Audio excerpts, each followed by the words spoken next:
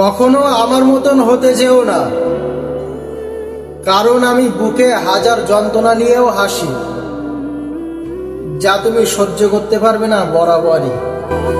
পেটের জ্বালাই ভাই রাজনীতিতে আসে, বরঞ্চ রাজনীতিতে এসে আমার ক্ষতি হচ্ছে, লাভ হচ্ছে না।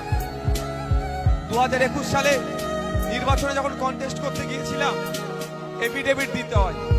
সেই এফিডেভিটে কত কেস আছে সেটা উল্লেখ করতে হয়। সেই সময় আমার মিল ছিল।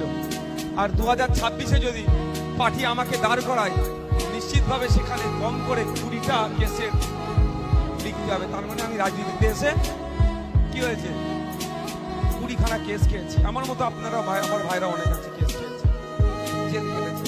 তাহলে যখন আমরা কেস খাচ্ছি, জেল খাচ্ছি, তাহলে এটাকে আমাকে সিরিয়াস করতে হবে না, কাজটাকে সিরিয়াস হিসাবে নিতে হবে কি হবে না? সিরিয়াস হলে যদি আমি বকেই যাই নিজের গল্প, আপনার যদি কথা এখানে শুন, তাহলে আপনি স্টেজে আসুন, কথা বলুন, আমরা শুনছি।